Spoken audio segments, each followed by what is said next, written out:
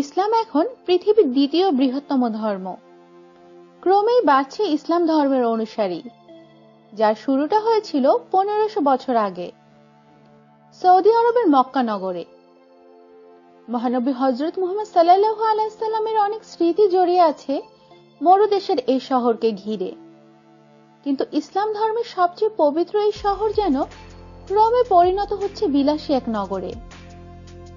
পুরনো সব ঐতিহাসিক স্থাপনার বুলডোজার চালিয়ে গড়ে তোলা হচ্ছে আধুনিক শহর, হোটেল। এর ওই ধারাবাহিকতায় মক্কায় তৈরি হচ্ছে বিশ্বের সবচেয়ে বড় হোটেল। 2017 সালে আনুষ্ঠানিকভাবে চালু হওয়ার কথা বিশ্বের সবচেয়ে বড় এই হোটেলটির। 45 তলা উঁচু এই ভবনের উপরে থাকবে 4টি হেলিপ্যাড। শয্যা কক্ষ থাকবে 10,000-এরও বেশি। রেস্টুরেন্ট থাকবে 70টি। 5টি তলা বিশেষভাবে থাকবে সৌদি রাজপরিবারের ব্যবহারের জন্য। 2.4 বিলিয়ন ইউরো ব্যয়ে নির্মিত আবরাজ কুদাইয়ে থাকবে 5 তারা হোটেলের সব বিলাস ব্যবস্থা। এজন্য শহরের মধ্যেই আরেক শহর।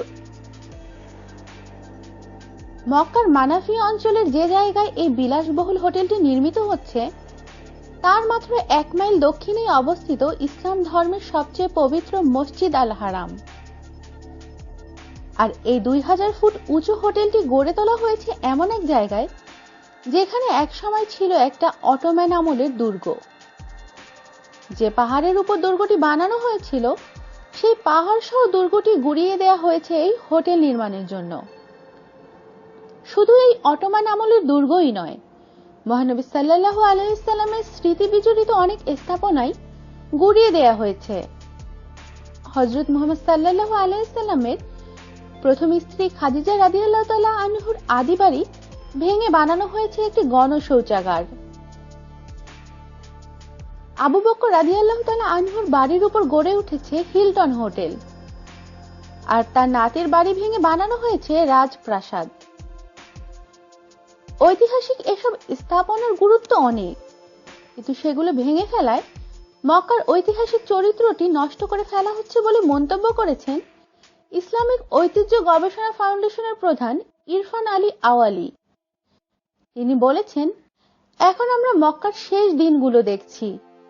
এখানে আসা মুসলিমদের খুবই সাধারণভাবে প্রার্থনা করার কথা, কিন্তু এখন তাদের অভিজ্ঞতা হচ্ছে প্রায় লাস ভেগাসের মতো।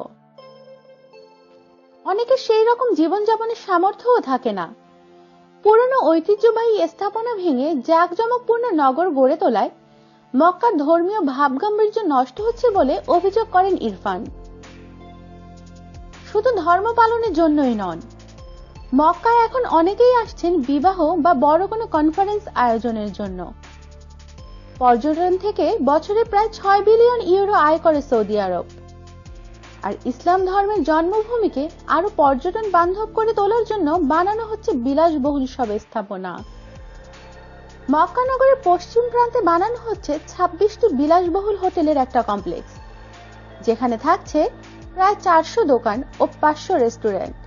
সেখানে নির্মাণ করা হবে 6 তলা একটি মসজিদ। 1950-এর দশকের মক্কার ছবি থেকে দেখা যায়, খুবই সাধারণভাবে হজ পালন করতে আসছেন ইসলাম ধর্মানুসারীরা। কিন্তু এখন পবিত্র কাবাগরকে ঘিরে গড়ে তোলা হয়েছে বহুতল মসজিদ, যে জন্য এর মধ্যে ভেঙে ফেলতে হয়েছে প্রাচীন অনেক স্থাপনা। 2040 সাল নাগাদ সেটা আরো বড় করার পরিকল্পনা আছে সৌদি আরবে। এখন যেখানে 30 লাখ মানুষ একসঙ্গে নামাজ পড়তে পারেন, সেই জায়গায় 70 লাখ মানুষের নামাজ পড়ার ব্যবস্থা করার চিন্তা করছে সৌদি কর্তৃপক্ষ। বহুতল এই মসজিদ এতটাই বড় হবে যে প্রান্তে দাঁড়ানো মানুষের দিকভ্রষ্ট হওয়ার সম্ভাবনা থাকবে বলে মত দিয়েছেন ইরফান। তিনি বলেছেন, মসজিদটা হয়ে গেছে একটা বিমানবন্দরের টার্মিনালের মতো।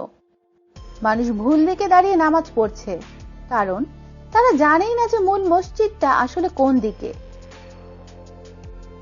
আমাদের সাথেই থাকুন আর সাবস্ক্রাইব করুন।